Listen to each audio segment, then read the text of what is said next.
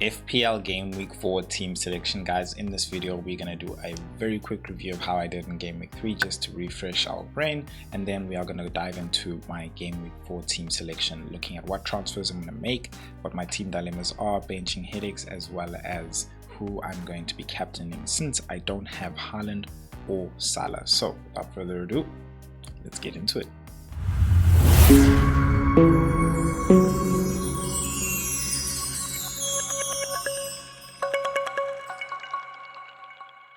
The FPL Force rises with its very own web app coming soon. With every game week comes captaincy dilemmas, benching headaches, transfer doubts, and many more. So let the FPL Force guide you, not just through data-driven real-time analytics and recommendations so that you trust your every decision. I mean that feeling, that feeling you get inside, the one you call a hunch, your gut, a thing. Now that's the FPL Force, and only FPL Force managers have it within them. The FPL Padawan, the Engaged Knight, the FPL Master. But beware of the dark side. Silence as the FPL Force speaks. Will you wield the precision of the light side or the power of the dark side? Take the quiz in the description below to discover your FPL Force persona and begin your journey to FPL Mastery with a 50% discount when the FPL Force web app launches. You could just be the one the prophecy speaks of. May the green arrows be with you.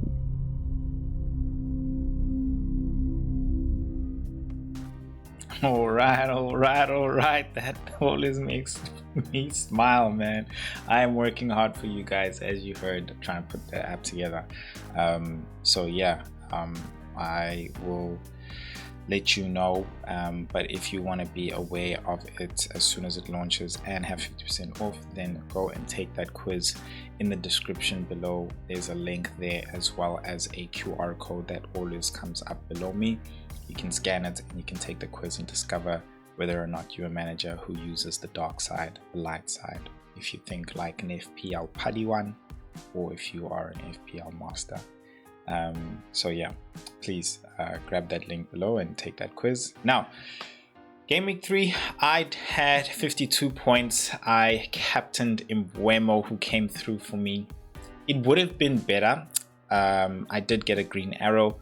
I think I was at 7.7 million, just like about 7.5 million. Went up 2 million places. So happy with that green arrow as well. Haven't played any of my chips. So I'm happy the way I'm steadily going, because I've just had green arrows, and it's easy to move up when you like rankers like this, to be honest. I say like this in terms of like when you're sitting like in the high millions. It's hard to move rank, trust me. I remember last year when I was like in the top 100k. Yes, you like move incrementally because everybody's thinking the same. So yeah, I think, things would have been better if Bruno did not score that last minute penalty. I think what was really painful, but sort of not, because I never would have played them, was Diouf and Bowen coming through and scoring. Maybe I would have played Bowen ahead of Aït-Nouri, who was injured. I mean, if he had continued being injured, of course, then I would have brought in Bowen ahead of Wirtz, as you can see in the lineup there, because I just felt like, against Arsenal, this guy's not getting anything. Whereas Bowen, being in that forward line, he has more chance of getting something. But Aït-Nouri just made it worse with the 0. But it is what it is. I'm still relatively happy, but I am tempted by the dark side. So let's take a look at my team, and I'll tell you what I'm tempted about. So that was Game Week 3. Let's tune into Game Week 4 team selection. So I'm just going to take you through what the team looks like currently. So in goals, of course, I have Vicario, and then I'm going to play Pedro Porro there as well. They're playing against West Ham. Then I've got Tarkowski, who's playing at home, who I feel they look very strong at their new ground, Everton. So I'm taking a chance there, considering Watkins and crew haven't necessarily been playing all that well. He'll surely get DEFCON for me as well, even if they don't grab the clean sheet. But one of those things where you can't avoid. I did see this coming, of course, but you can never avoid all your players not playing against each other. And then Aid Nori there against Man United. He will be playing against Brian Mbeumo. So yeah, I just feel like based on who I have on the bench, which is when you look at the bench, you have Nico Williams, Anderson as well, and Diouf.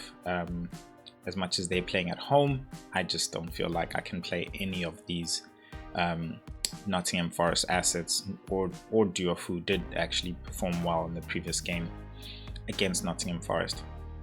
So going back to the midfield, I got Kudus there playing against his old team. Got new additions to the team with Xavi Simons. I just want to say, with that Xavi Simons coming in, I do feel now like the ball usage will be a lot more on Xavi Simons as opposed to Kudus now, and I'm hoping it might result in him being in more goal-threatening positions or situations more so, because I'm looking at him becoming more of an outlet where he gets that final ball to run onto, or gets the layoff and shoots, because he has been in goal-threatening positions, but he has not necessarily been taking those shots. So I feel like with Xavi Simons being there, maybe he might realize that, look, I've got this ball now. I'm not the one who set it up. I got set up, so I should be taking the shot, and rather than looking for somebody else to take the shot. So that's my hope really there. But in terms of us Tottenham assets, like I'm happy having him, and I always felt like he was a locked-in shore there. Brian Mbeumo looked very good in the previous game. Of course, I made even a whole video as to why I captained him previously. He's not going to be my captain this game week against Man City. I'll speak about captaincy when I get to it. And my transfers, I've got 2 free transfers with 2.0 in the bank. So I will be making 2 transfers as well. So I'm happy for Brian Mbeumo to play there. I just feel like he is that, and I mentioned this in that video as to why I captained Brian Mbeumo, because he is in those goal-threatening opportunities as opposed to a Bruno, and for me more so even than a Cunha, who sadly got injured. So it wasn't a genius stroke of just like going for Cunha over Mbeumo. You never know if a player is going to get injured. You just don't know. I think it's like one of those things of the luck not really going your way. But yeah, I just had it in me. I think I just felt like Mbeumo was a lot more threatening, and he was he proved to be. So then Wirtz, everybody's looking at Wirtz now like a delicious asset, because he's going to be playing against Burnley and Everton, sort of like the game states in which they feel he is more attractive, because he can control the game, and he can start doing what he does best, whereas in a chaotic game, more of like a basketball up and down match, they feel like he's not as effective, and that's people's views. I think Wirtz really just needs to adjust to the Premier League, and I think once he does, then the game state won't matter. I think he'll know exactly how to play and how to be effective in all type of game states. So held on to him, of course, because of these fixtures coming up. I knew the first 3 fixtures were going to be tough. I really went with Wirtz in the beginning because I just didn't want the other situation to happen where he's actually does really well in this first 3, and then now I'm trying to get him for these fixtures which we've got now. So it's funny how he still hasn't done well, but a lot of people are still looking at him like, wow, he's looking good for these two fixtures, just in the sense of it's more favorable game states for him.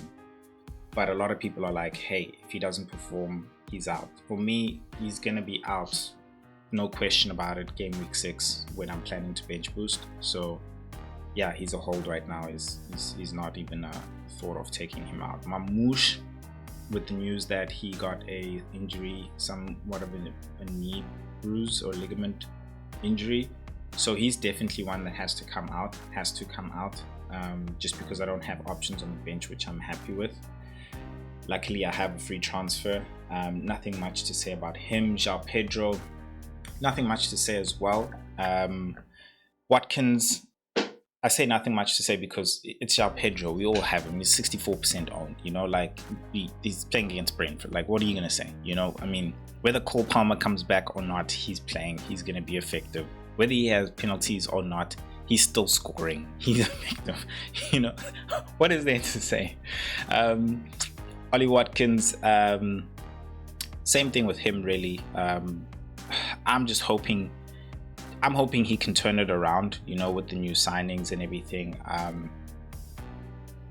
Yeah, let's see how, you know, Sancho and Elliott get integrated into the team.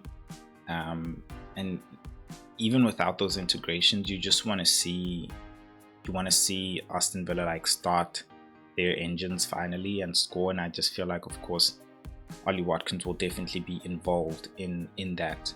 So I mean, they can't go six games and not without scoring, you know. So he's a hold, of course, until my wild card, which I'm planning to play in game week 7 after my bench boost, so I can restructure because my money is spread out. So when I wild card, I'll be able to get restructure my team properly as well and start distributing my money to where I need it to be, because man, I'm taking a hit when it comes to team value. And then Bowen is another player which I'm looking to take out and bring in another asset. So I think that's a good segue to go to the team optimization tool in terms of who I want to bring in. So this is the team optimization tool. It really allows you to, you know, get transfer recommendations based on upcoming fixtures and the player form. So it really uses who has the best fixture, and then looks at, okay, are they in form, and then recommends that ahead of anything. So you can, filter based, like you want a forward, or you want a team, or you can filter like I want a player from this team, or how many transfers you have, or so and so. So I'm gonna say I have 2 transfers. I already know who I want to bring in. Let's just see who the FPL Force recommends. I will be taking out a Mamouche, and I will be taking out a Jared Bowen as well. So let's see those optimizations. Cool. So for a Mamouche, Enzo is recommended. He's got a better rating, of course, and better form. You can see 8.3 versus 3.0, and he's 1.8 million cheaper. So I make a saving of 1.8 million. Very valid. I totally get that as well. Chelsea also playing Brentford makes absolute sense. I think Enzo is definitely a talking point, and one that's, I think, worth really the conversation. I say that because we haven't been talking about him. He took that penalty, which we all believe that João Pedro gave to him, but I still believe João Pedro's on penalties. But even without that, Enzo's still been performing very well in the past 3 game weeks. So very, very, very valid. Striker, Bowen, Richarlison has been referred. Okay, cool, interesting. All right, better rating and a better form. Definitely, of course, he played way better. So I totally get this. It's doing exactly, the Force is doing exactly what it's meant to be doing, which is looking at the fixture and looking, because he's playing against West Ham. He's definitely going to be, with the form he's in, and as well as the fact that Solanke's out, it makes absolute sense. So yeah, that makes absolute sense. That makes absolute sense. I think now it's good idea to talk about who I actually want to bring in, which is a Jean-Philippe Mateta as well as a Cody Gakpo. And I think if I start off with Mamouche, If I start off with Mamouche, I'm definitely going to bring a Cody Gakpo in, and let's see what the team looks like when we do that. When we bring out, yeah, if you didn't know, you can actually move the players around. So let's go over here and let's go Gakpo. We'll bring him in, and then we'll also bring in a Mateta. Sorry. Okay, cool. All right, so let's move you guys. We would rather have Cody Gakpo on that wing, actually. Sorry, let me just move this properly. Okay, cool. These guys are being, there we go. And we can move you nicely now.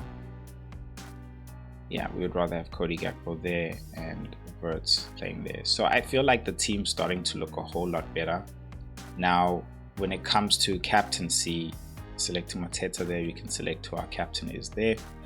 And then I would also vice captain Cody Gakpo there as well. So this is what the team starts to look like, and it really starts to look very, very, very strong. You know, with Mateta against Sunderland, I captaincy this game week, guys. For me, if you got Salah, you're captaining him, right? Is he a great captaincy option based on his performance recently and stuff? And Liverpool, no. I would actually think if you want to go differential, and this is what I'm saying, go differential, not be smart, whatever, go differential, but have a safe pick in somewhat way. Lean more towards Cody Gakpo or Ekitike. I would go more so Ekitike because I expect Isak to have a couple of minutes off the bench, and I think that would be more so for Ekitike than anyone else. But I wouldn't be surprised Ekitike coming away with a goal here. I just lean more towards Gakpo because he is a midfielder who has more higher point ceiling. So it's also very highly involved. And I think, and I was saying this to my friends, I was like, I feel like it's Verts, the number 10, having an actual number 10 who can actually spread the play, that's somewhat actually doing what we feared of spreading the goal share there of the players in Liverpool. Whereas before, the team was somewhat geared to actually somewhat always build up and make sure that the ball always just goes outlet to the left, to the right hand side. And Salah knew that, like, cool, I'm not looking for another guy, I'm shooting, or he's always going to find himself in the position in which way he can beat a man and shoot. But now, with the control of the game and everything, Salah's found really wide, and so he finds himself in a position where he can't just beat a man and shoot. He's always having to pass and keep the ball rotating until combinations are made and passes, and then, you know, yeah, a chance, somebody can takes the chance really. So he, before the ball can really get to him, you have Ekitike there as well, you know, when the cross is coming in or the pass back is made as well. Whereas before, you know, Nunes wasn't really getting into the best of positions. So you would always find the ball crossing all the way through to Salah on the other end, and then he would beat a man and score. So I just feel like that's the reason. I don't feel like Salah's dropped in any way in his performance or anything like that. I just feel like the gameplay is being really spread, and that's why I'd lean more so to Gakpo and Ekitike. I'm going for Mateta because Burnley, for me, or let's just say the promoted sides, are really strong at their home grounds, and so they're playing Burnley at their home ground. So Liverpool will break through. I mean, Man United could score 3 goals, and let's just say 2 goals, right? Let's say 2 goals. But they struggled to even score those 2 goals. And fine, it's Man United, and I know we're talking about thingy. So I just feel like I wouldn't be surprised if this is a low-scoring game. And I say low-scoring game,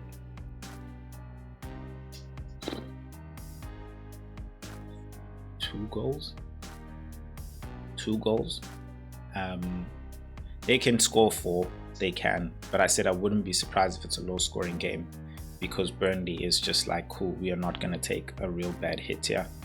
Fine, we could let a mistake happen and we could have a brilliant goal happen, and maybe a penalty could even go through, and that could be that third goal, you know. But it's not, I don't think it's going to be a whitewash. I don't think Burnley's going to allow them to just, I don't think Burnley's really going to play, you know. I think they're going to want to show their defensive capabilities, especially with the champions. So that's what I'm expecting there, and that's why I just don't feel like captaining Salah or the Liverpool players in this case is better. Now Mateta on the other end, not having an Eze and a Sa is, yes, definitely made me kind of like, oh man, what am I going to do? But I just feel like it's a better option than Gakpo and crew playing against Burnley. And that game, that's just my opinion, guys. That's just my opinion. I ain't saying that is the Bible, that is it, that is the truth, that is the word, that is how and what will happen and should be. No. That's just my opinion, and things can go horribly wrong. Of course, remember, this is my team, my strategy. This is what I'm just sharing with you guys and my opinion. You guys can share your comments in the in the description below as to what you think, what you feel. Really interested as well. But yeah, that is my team selection. If you guys want to see what my wildcard thoughts are, I put a wildcard team together for you over there, and as well as what the transfer targets for this game week in each and every single position, as well as what a free hit looks like for game week 4, and you want a free hit, then check out that video over there. Please remember to hit that subscribe button, and don't forget to take that quiz in the link below, or scan the QR code, which you can pause the video on, and I will see you guys in the next video. Good luck for game week 4. Peace.